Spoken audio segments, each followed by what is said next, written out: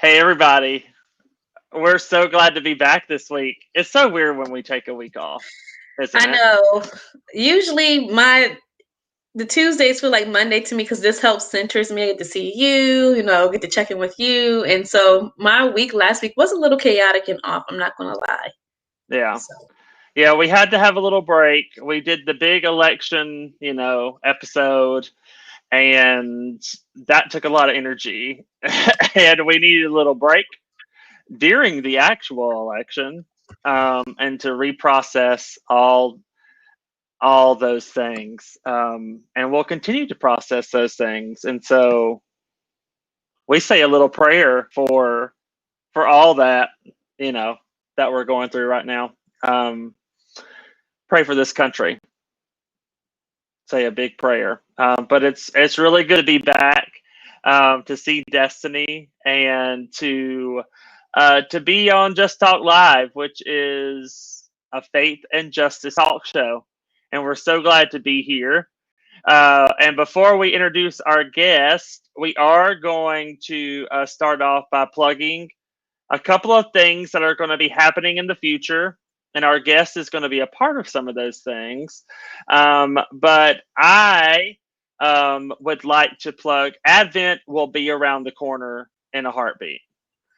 November 29th is the first Sunday of Advent. And so Unbound, which is the publication that partners in doing this with the YAV program, is having an Advent series called Starry Black Night. It's a womanist Advent devotional, and it will be out this week in PDF form, November the 19th.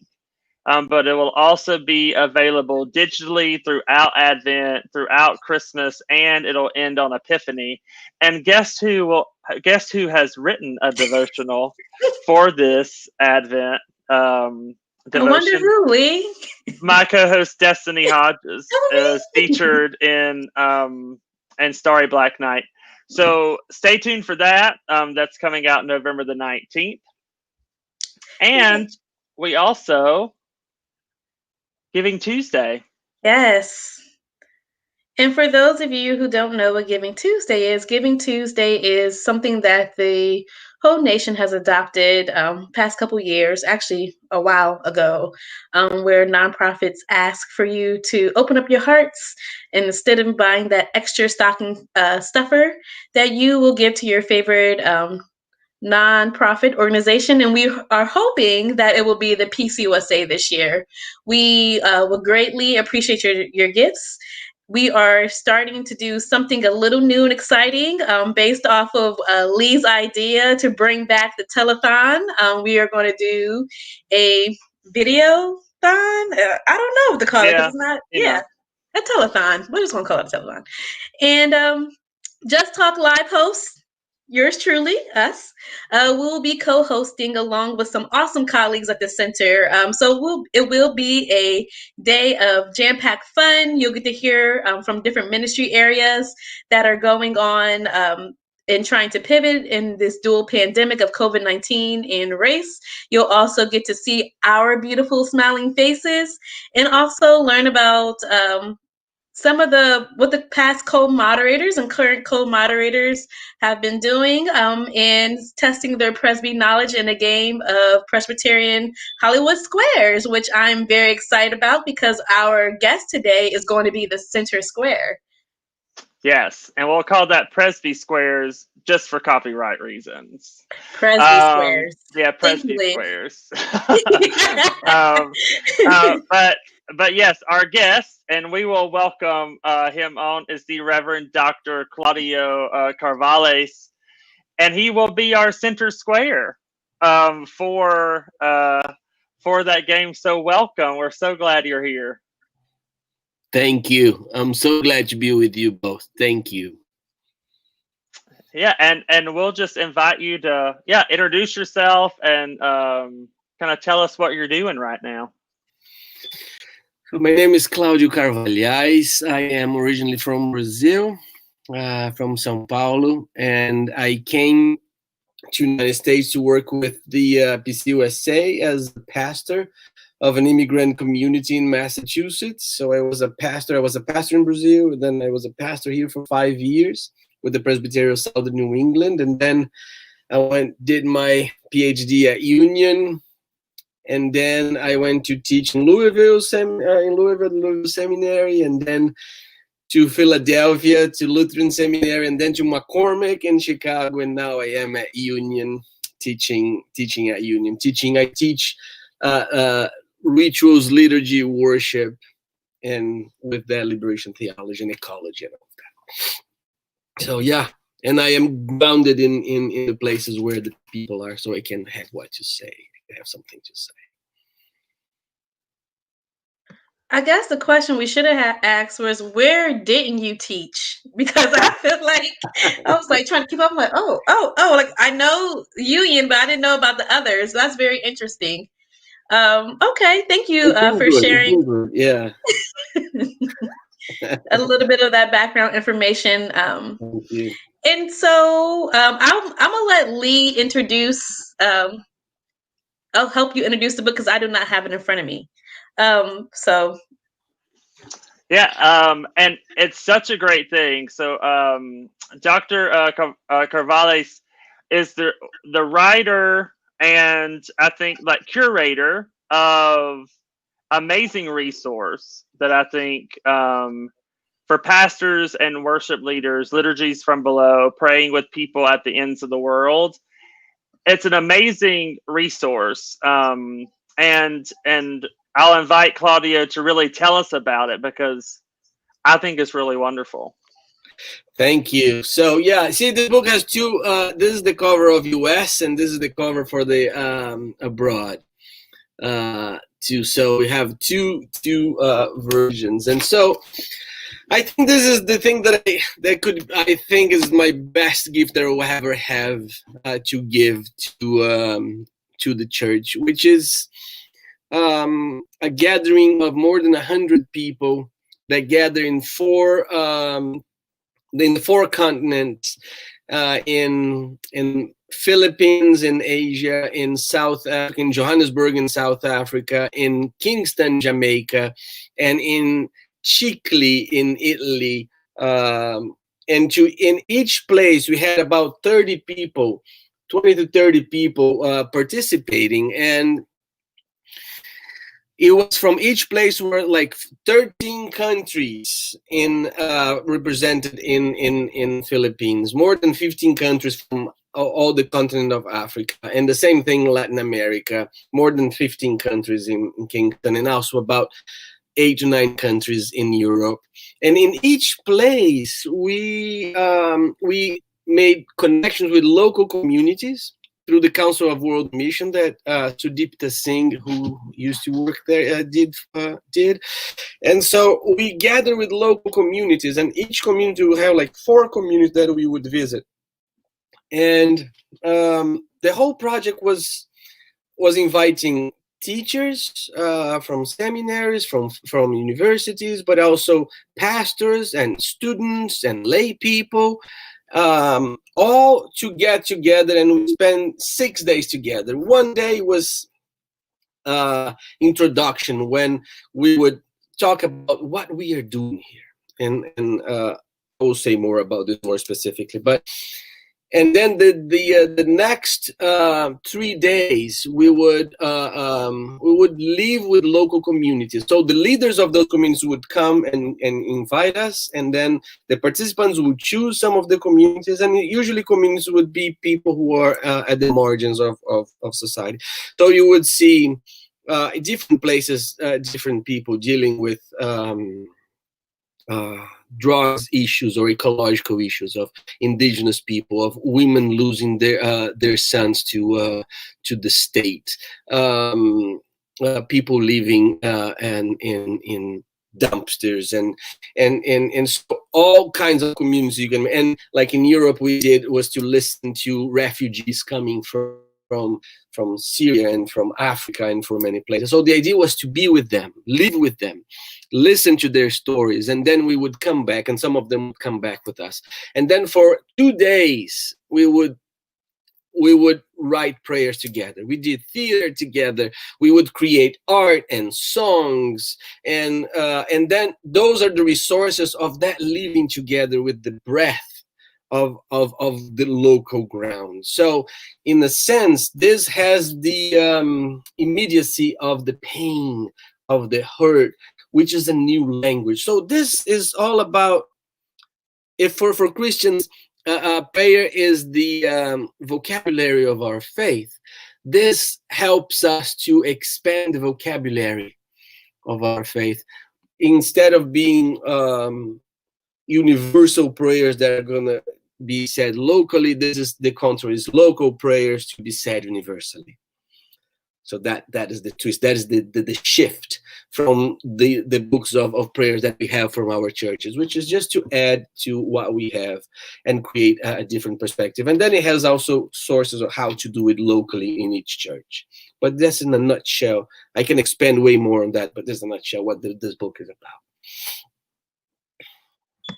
Yeah, thank you, Claudio. When you were talking, I heard a couple of parallels, but you expanded upon the one at the end very well about how so many times as denominations or mission groups or mission factions in general take, the larger approach and then tailor it down and funnel it down locally, where you did the opposite, which was more of a grassroots approach by actually doing the storytelling, listening to the people, walking alongside them, hearing their journeys, and captivating those stories and then turn them into prayer, which I think is a very beautiful thing.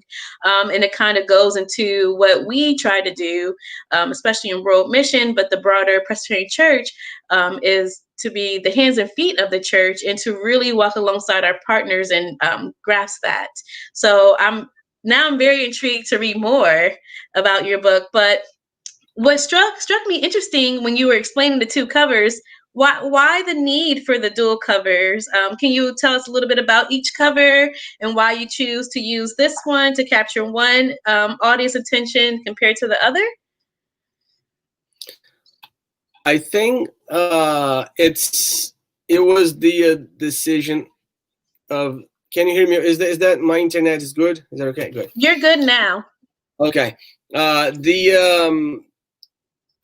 This is one of the artists of the group, Johanna Juncker, who teaches in California, and I think it was more regarding specific audiences.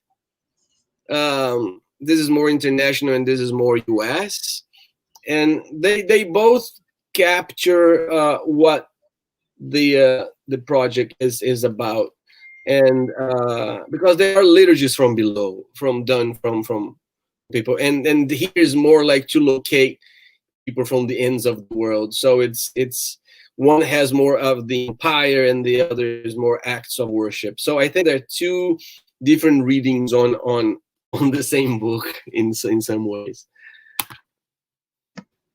No, I thought the content was all the same, but I just thought it was intriguing that you looked at two different front covers to capture different audience attention.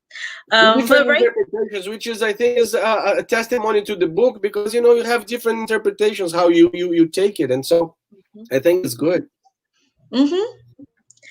So right now we would invite you to maybe read a prayer or two from the book and just tell us a little bit about that journey or what you experienced or that person, but recognizing that, sharing your story from your point of view, because we can't lift up people's stories if they're not here to lift them up themselves. But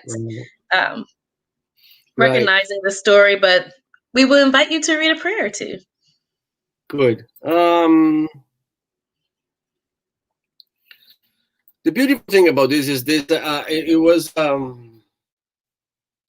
a confluence of various contexts. Right, is the context where we were, and the context of the people who came from their own countries, and so you have a variety of you have an heterodoxy instead of an orthodoxy. You had like people from all kinds of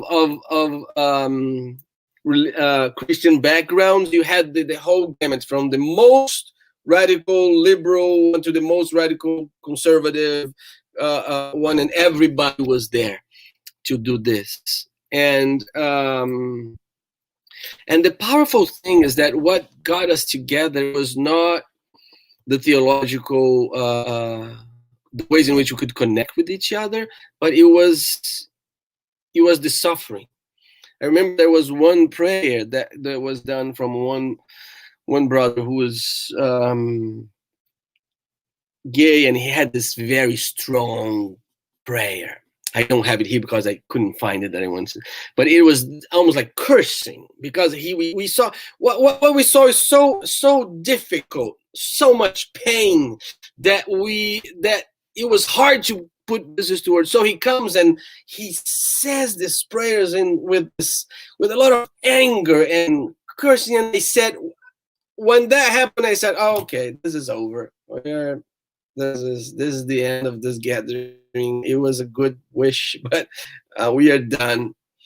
But the beautiful thing is that I could see people cringing, right? Because it was too much for a lot of people. And then I said, let's pause and let's think about this just for a second. And I said, I think one of the blessings of being together is that we can hear to each other, even if somebody else has a very different voice. And we have to hold us together. We have to hold this space together. And the most amazing thing, one of the most conservatives said, we don't agree with what he said, but we understand why he said that. Because the ground was the pain, the suffering. You know, Professor James Cone, Black Theology, he says that theology starts where it hurts. So liturgy, so worship, so faith, it starts where it hurts. And when you see the suffering, you understand. So there's this prayer called From the Valley of the Dry Bones. From the valley of dry bones into a playground. We saw so much of the dry bones, right? And so here's one of the prayers who says, God of life, we are living in a valley of dry bones. We have lost our identity. We have lost our humanity. We are unable to feel. We are so numb. We are unable to reach out to the poor, to those we have segregated as religious and social outcasts. We have forgotten our being Adama, the tiller, the steward. The whole of creation groans and travail. God of life, we are living in the valley of dry bones. We have lost our identity. We have lost our humanity. Wars, killings, acts of terror, and insurgencies surround us. Death happen in every corner. People are dying before their time, every tick of the clock. Children and women are being trafficked every day in the millions. Our communities are disintegrating and descending into chaos and lifelessness. God of life, we are living in the valley of dry bones. We have lost our identity. We have lost our humanity. Descend upon us once again. May your spirit restore the wholeness of our humanity. May we image you once again. Enable us to touch our neighbors and build solidarity. Enable us to build peace and institute justice in our relationships. Enable us to break the barriers that are destroying our communities. Enable us to bridge the gaps that separate us from each other. Transform this valley of dry bones into a playground of the children of God. Amen. Ooh. Amen. Remember when this group that created this prayer, when we read this, so we were pulsing with the pain. When we hear that, we've seen it, we just seen it. So we just all start crying. And I said, wow. This is when we build community from the ground, from that language. We don't get together and say, so what you believe and you what you believe, okay, we can get together. No. You're in pain, you're mine. I hear you. We are each other's healers. We have to listen to you. We cannot do much, but we are here at least to hold on to for this brief moment. Yeah, and it's interesting to think, and we've been having these kinds of conversations about the social witness of the church and how how it should be grounded within the people, and the people should be the voice of the church from the bottom up. And but also, I don't think we think about the ways in which our worship and our liturgy is also not grounded in that, and the people. It has traditionally been a kind of a top down way of worshiping, and so I wonder about that conversation, and how worship is transformed as it's grounded in the people, and what you think about that, because that prayer reminded me of like the powerful witness of the people, and how sometimes it can be lacking in worship as we experience it. Right on, Lee. Right on. I think there's something about the fact that sometimes our Christian theology is somewhat divided into poles, like God's transcendence and immanence, and up and down, and spirituality and social witness. And it is a hard time for us to understand them as participating into one another. It is not like, it feels like we go to church, and then we go to the social movement, and then we go do the work. It's almost like separated, and then sometimes it lacks a solid spirituality to the social movement, and sometimes the spirituality lacks social movement in itself, as if it is like two wings of the same bird, right? And in that way, I think it's where do we start? Where do we start? We start where the people are, where life is in pain, and from there we create the God of love is the God of the poor. The God of love is the God who is there. So we go there, and then in there we bring the resources from there. And that's what meets the local knowledge with the knowledge that we have received on church. Otherwise, it becomes this imposition, this thing that we have here, and we're going to give it to you. That's why the whole methodology here is not to say anything to anyone, is to listen, to learn, and create a vocabulary that we don't have. There's a lot of prayers here that is completely out of what we would be acceptable in prayer books, right? Because it names things. And then it becomes like, to be in that place is to be full. My prayer is the same as walking with, as going to the streets, as going against the police. It's just one thing. We are just one thing. And that's, I think, one of the things that we need to do to understand them as woven into each other. But I think because of the ways we have done worship, it is so much like from God down to everything, from doctrine down. So we first learn doctrine, then it is hard to put them together, because then we don't know what to do when we're in the ground. And so that's why I think, that's why in this book also there's like steps of how to go about. Go to your local church. Go, where is it next to your church that is hurting? Go sit with them. Sit with them. Be with them. Be friends with them. See what happens, and create a language that comes out of there, so you are transformed, right? The whole point of this book was not to go transform anything. It was to actually go and transform ourselves. So all of the ones who came back transformed, because it was the prayers with the people that changed us. And I can give you some examples of that transformation, where spirituality and faith and life and community and way of living means, because we are at war, right? We're at war with forms of life, and there is a ways in which this whole system that we live in teaches us to pray in a certain way, but the ways we pray entails the world that we create. So who we pray with. So one thing that is missing, that you can see here, but is missing too, it is, we only pray with other humans, but we don't pray with the birds. We don't pray with the trees. We don't pray with the mountains. We don't pray with the waters. So it's still to be done. To pray with means a whole new world to come.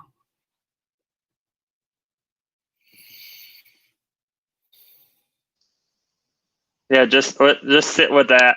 Yeah. I was just going to say, you need to sit with that for a while. Yeah. Just let them sit. Yeah. Before we move on. Because sit and reflect. That is powerful. That is mm-hmm. Yeah, that is so much needed. Because just sit with that. Yeah, see,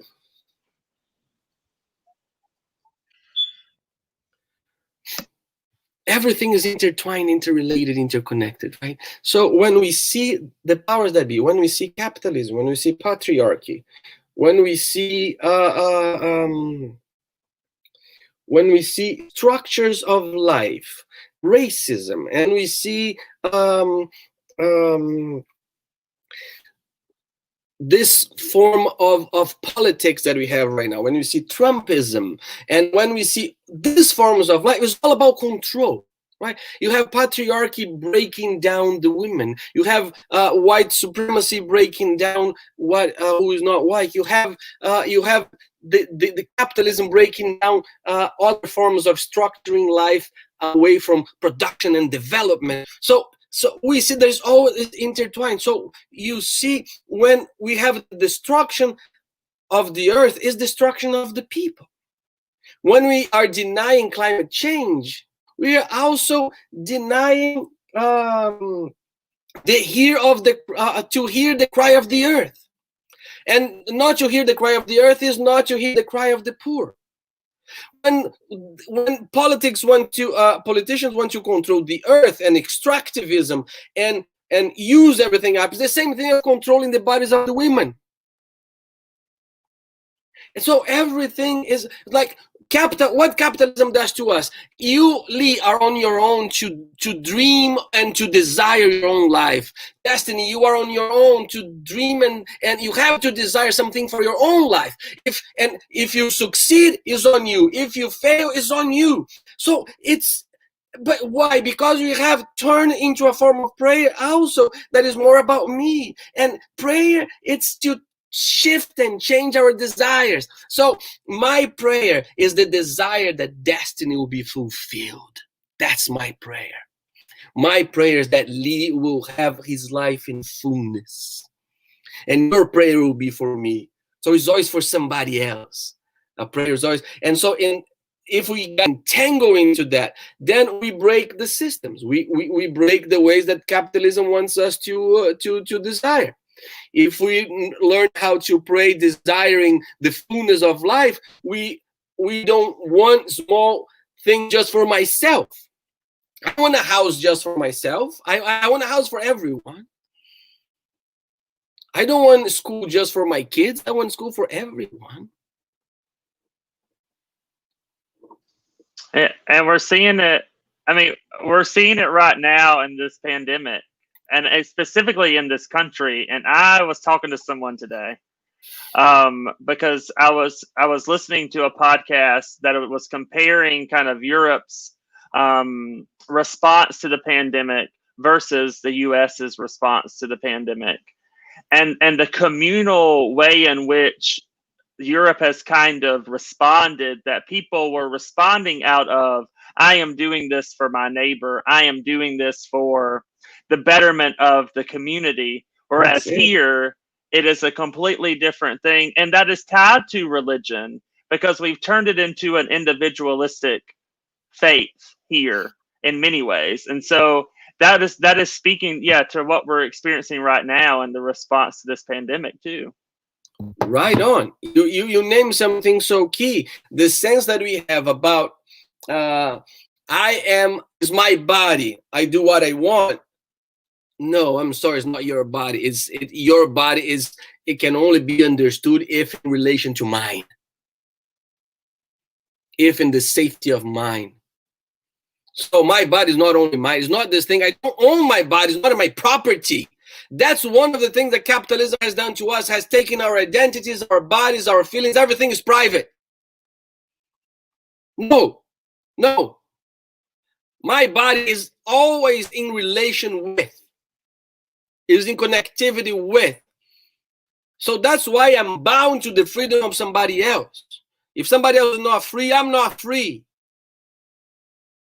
If somebody is sick, I'm sick. So in that way, there's this interrelationality of belonging to each other. It is the African notion of it takes a village to teach a child, to raise a child. It's not only on me, it's on me and you. I will take care of your children, you take care of my children. That's why it should be obscene for this country to have children in jail and in cages. It's like my children are in cages. So how do I pray about that? I should be praying day and night without ceasing for these kids in cages. It should be something that we shouldn't let us sleep at night if we are to live a life of a prayer without ceasing. There's always a collective. This faith is Christianity is either a collective faith or it isn't anything. If it's privatized, then it is business. That's what we live with Christianity here mostly, is business. It's always like we own private lands. See, in worship, what I want us to do, when we go to worship, I tell myself, so you lock the door and you say, nobody's going to leave until everybody here has health insurance. Nobody's going to live until everybody has resources to go to school. Until everybody has a house. If you want to be a community, there's a price. There's a collective price. And that's the healing. That's where the healing is. That's where the transformation is. That's where the hope is. I don't go to church just to find God for myself. I go to church to go find God to my friends and to say, God, why have you forsaken Lee and Destiny? So you're bound to me. My prayer is bound to your body, to your life, to your fullness. So that's a new grammar, right? It's a new grammar, which is not new. It is already there. Before I segue to plug in our promotional giveaway, I'm just going to say we're going to pass your Cash App around because you preaching tonight. I feel like you came prepared to give a sermon. We're going to pass Claudio's Cash App around so y'all can bless him for your Tuesday night sermon on Just Talk Live. That's what I do. That's the truth. I cannot help myself. Preach on. Yeah, that is. Yeah, and what you said about if Christianity is not about the collective, it's not our faith. Like it's a business, and that right there is just, that's the gospel right there. That's the thesis right there. Boom. That's the thesis of the year. How this year is going. That's it. So Claudio and Lee, I invite you all with me to talk about the promo that we're going to do for Claudio's book. So we are inviting people to go to Claudio's page. That's going to show at the bottom of the screen. I also put it in the comments. Oh, okay. Yeah, to go to the website. and to find Claudio, his books page on social. If do you have a social media things too? I do. You just go either to Facebook or Twitter or Instagram. I'm there, and or my website as well. Yeah. And to like it, you have to like it first. Yeah, you have to like it, or you're not qualified. And then the first 3 people to contact us by this email is gonna get a copy of the book.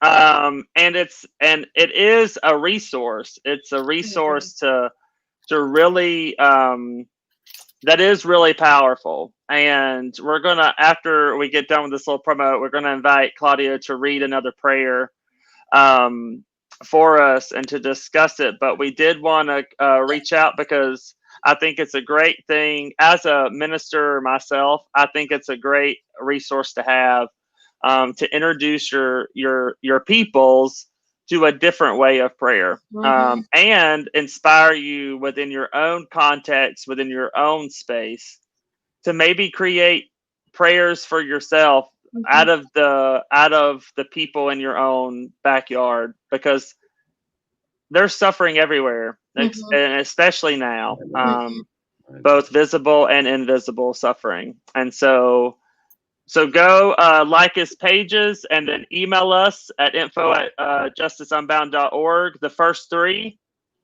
send us your info, your email, and your address, and you'll get a book. So I'll sign one for them. Yes, I'll sign it. Yay! Special edition. Just like that. But Claudio, we'll invite you to read another prayer. That you think speaks to us now. I'll read 2 small ones. One say, I shall not mourn for death framed as self-defense, nor shall I mourn for children starved to death. I won't mourn for lands consumed by selfish, or even lives denied by slave shops. Never.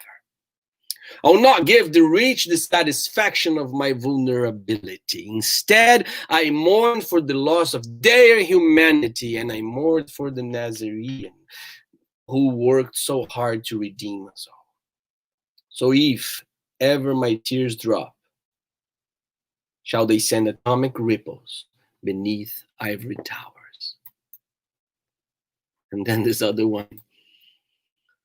For the roads, it's just 4 lines. For the roads that we have blocked, for the bridges that we didn't build, for the empty table that we didn't fill, forgive us.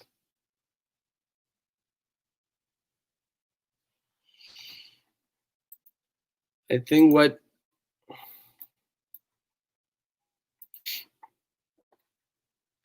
there was,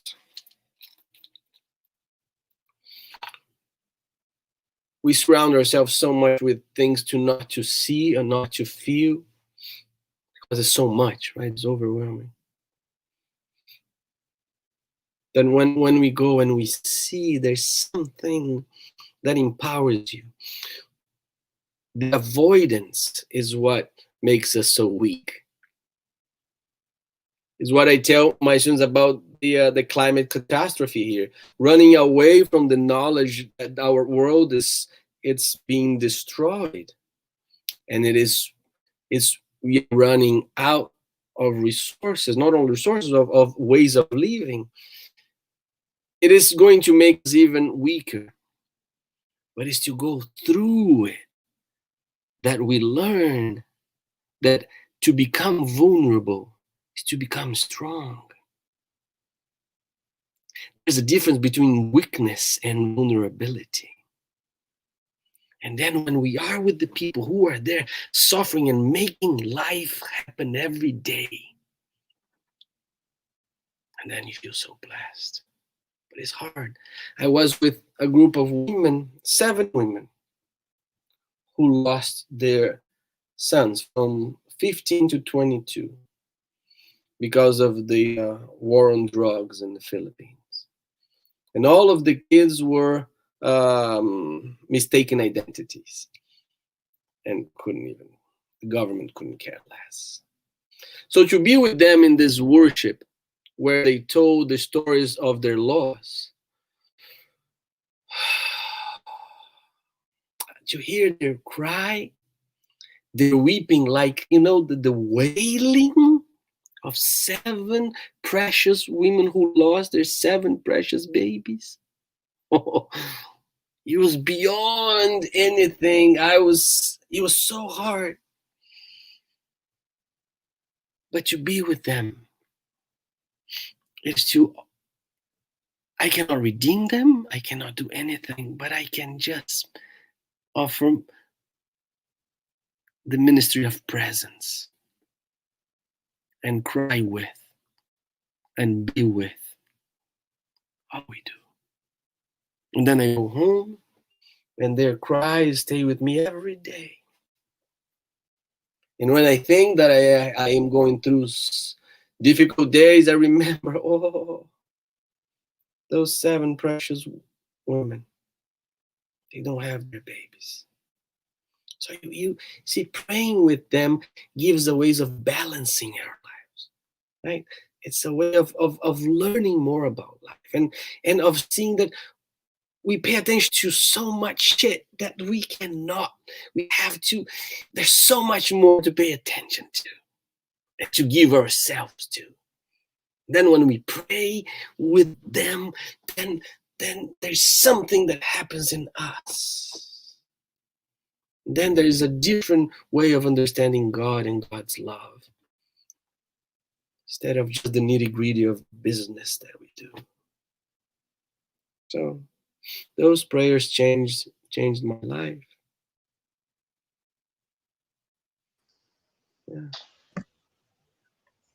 Yeah, Claudio, I think you hit on something important that needs to be often reminded or reiterated to people, especially right now when people are wanting to be in the act of doing, but sometimes just waiting and being still in the ministry of presence is sometimes all that you can do.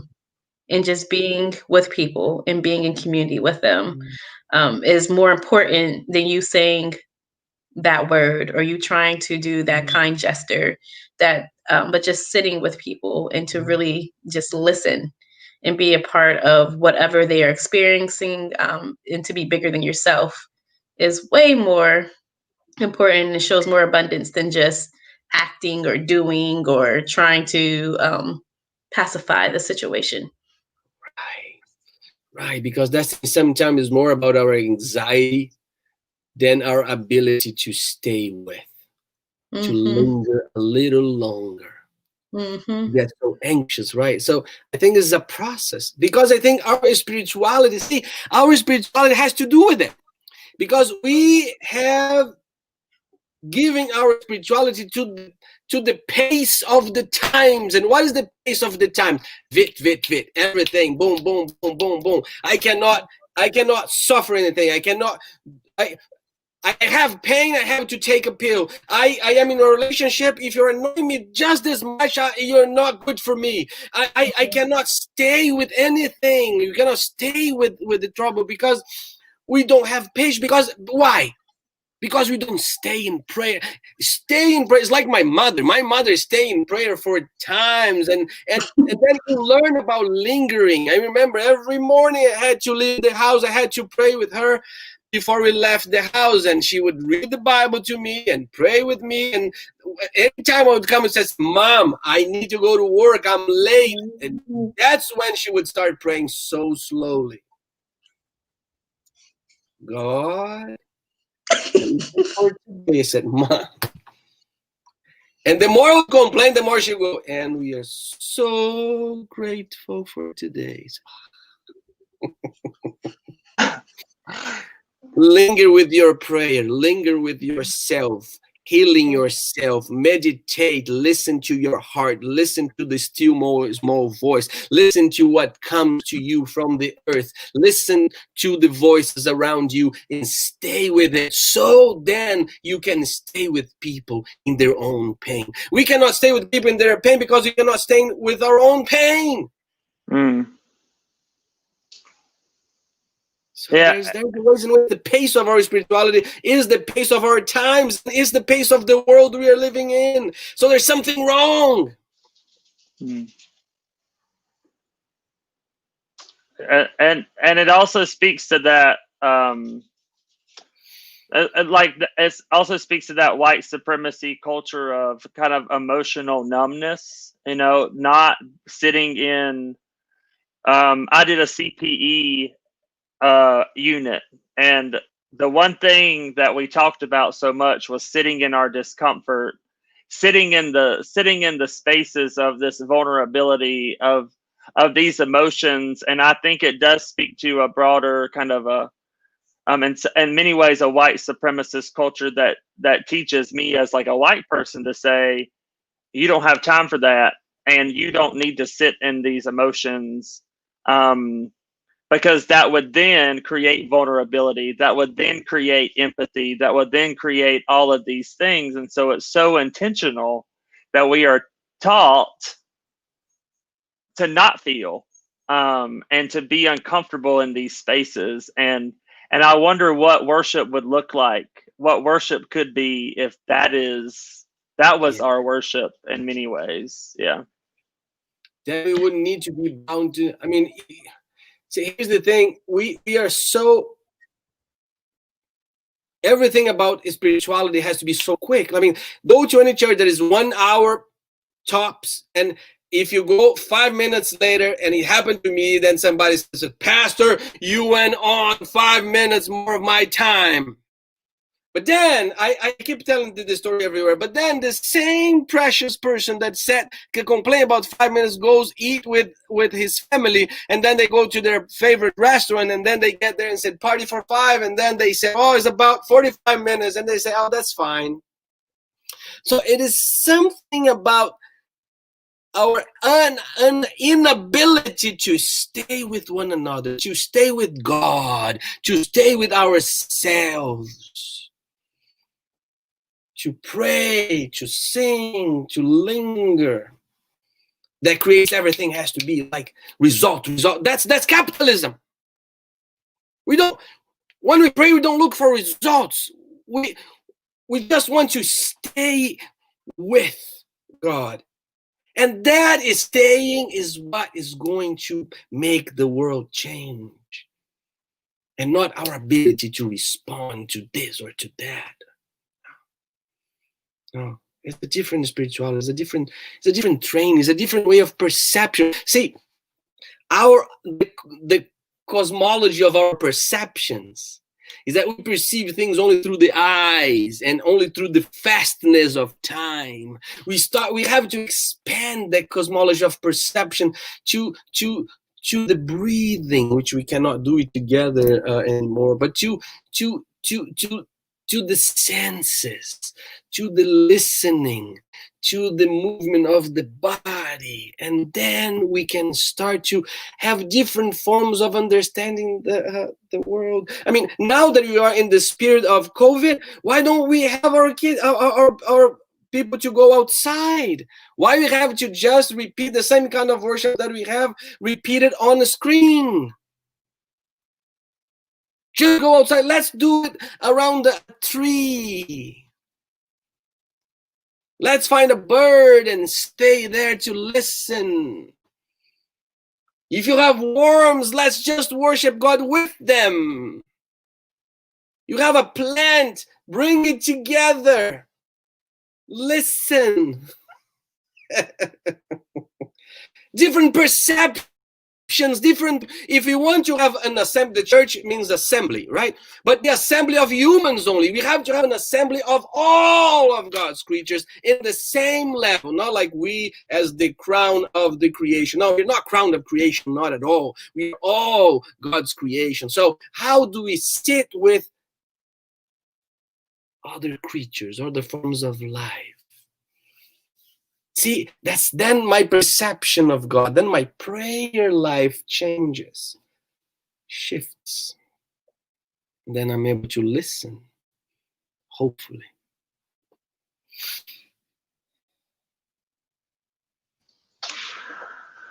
Well, Claudio, we're coming up on about 10 more minutes of our show.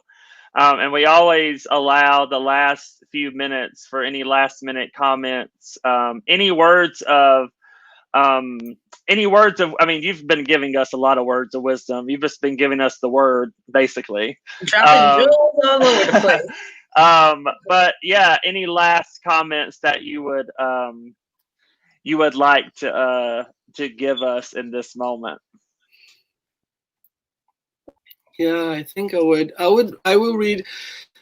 I rewrote Psalm 133 from the perspective of the immigrant, and I'll just finish with this psalm.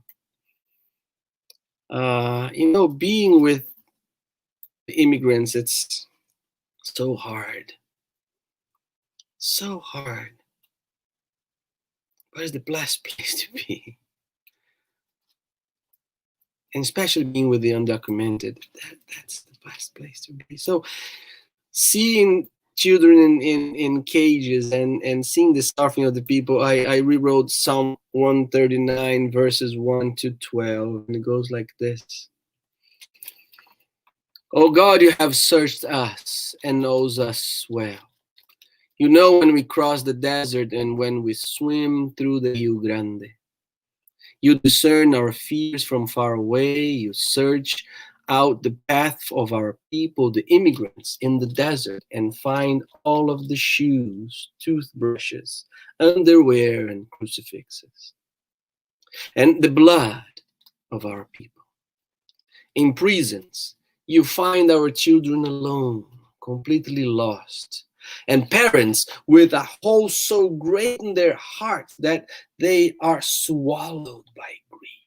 You are acquainted with all our desperation. Even before a word is in our tongue, a tear is shed, oh God, you know us so completely. You know we are lost for words here. Like the heat of the desert and the cold water of Rio Grande, you surround us. Such knowledge is too wonderful for us. We believe in you so much, you wouldn't believe it. Where can we go to find your spirit? We go to El Norte, fleeing from hunger, violence, drought, climate change, and devastations. Where can we find the security of the earth moving in cycles? Normally, in your presence. If we knock at the doors of churches, we never know if we will be welcomed or if they will call La Migra. If we try to go to Christian seminaries, you'll not be there, for they are afraid of their status and only concerned with their deep thoughts and research.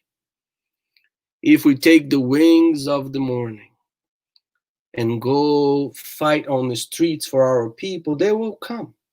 They will come with the police and their laws and puts us in jail. Oh, we wished your hand could lead us, protect us, and hold us fast, but we have nothing. For if we say, surely the darkness shall cover me, and the light around us become night, darkness we are. We are the night that shines as the day. We are the darkness to the world and to you, O God, too. Amen.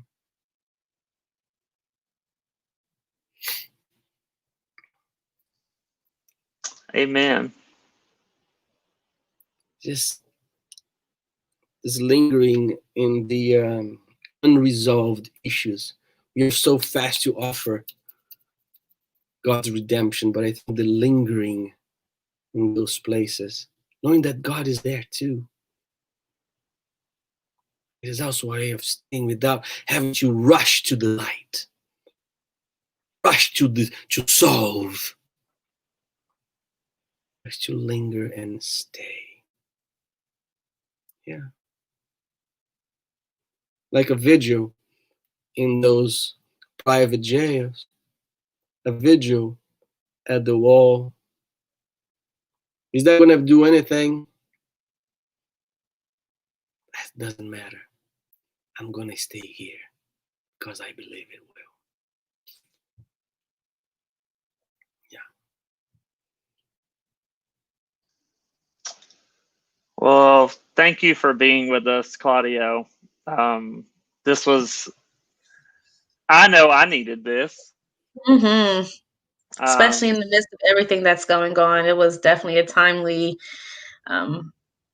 message and guest to bring you on.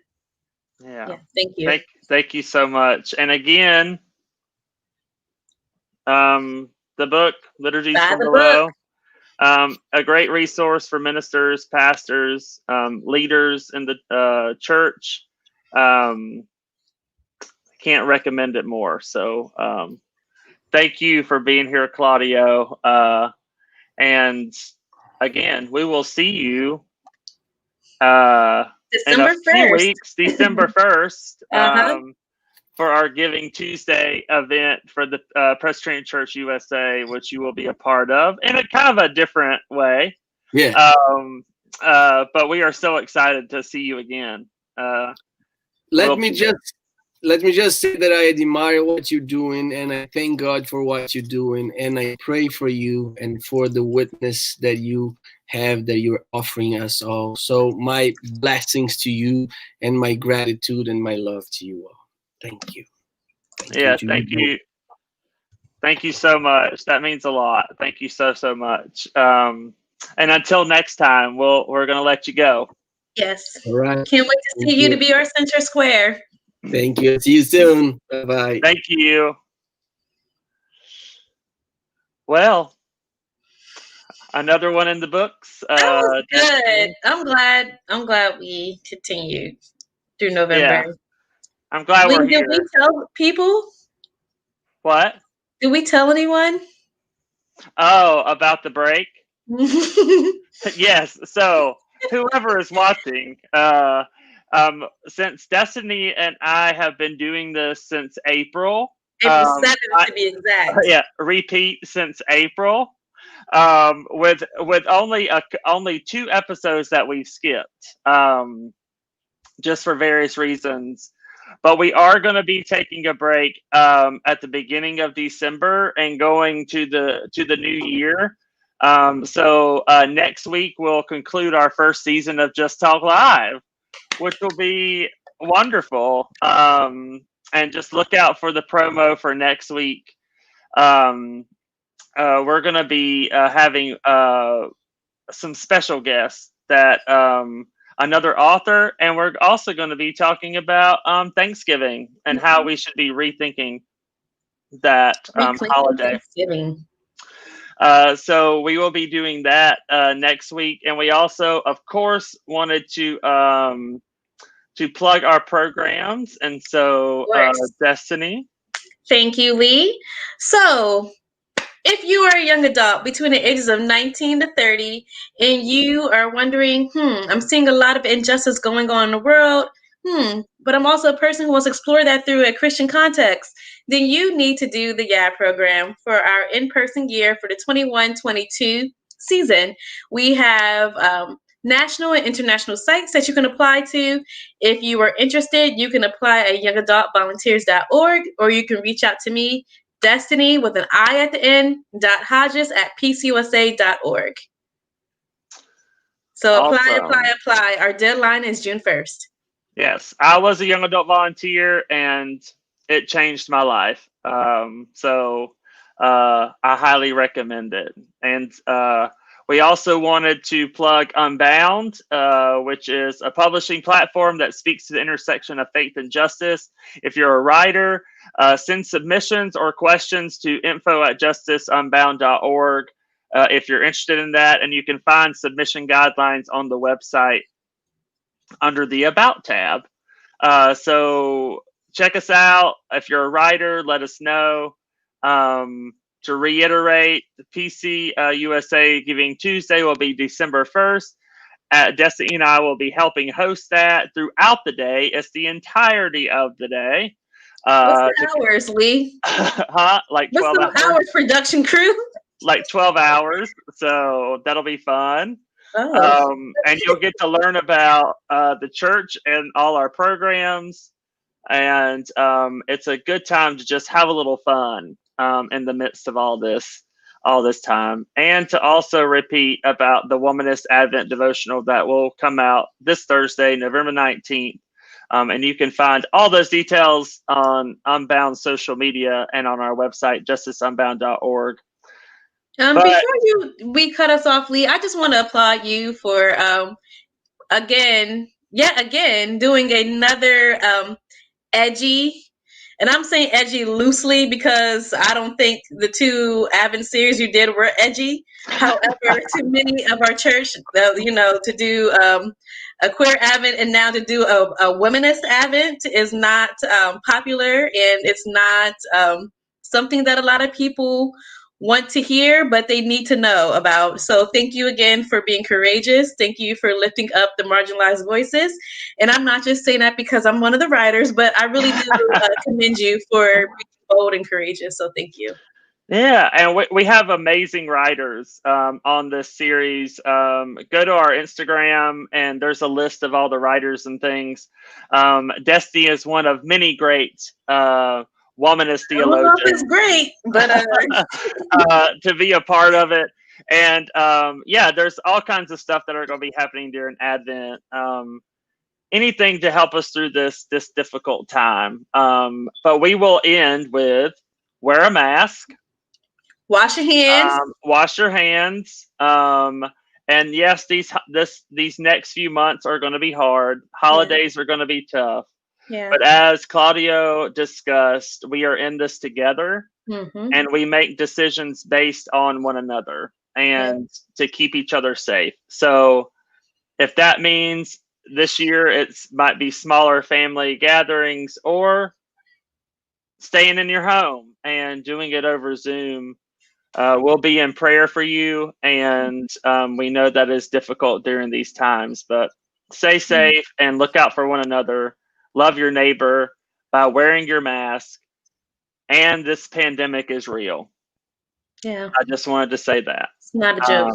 Not a joke. So catch us next week for our last episode of season 1. We're coming back with season 2. Don't you worry. But season 1, the season finale will be next week. And then we'll come back in the new year. So until next time, we'll see you then.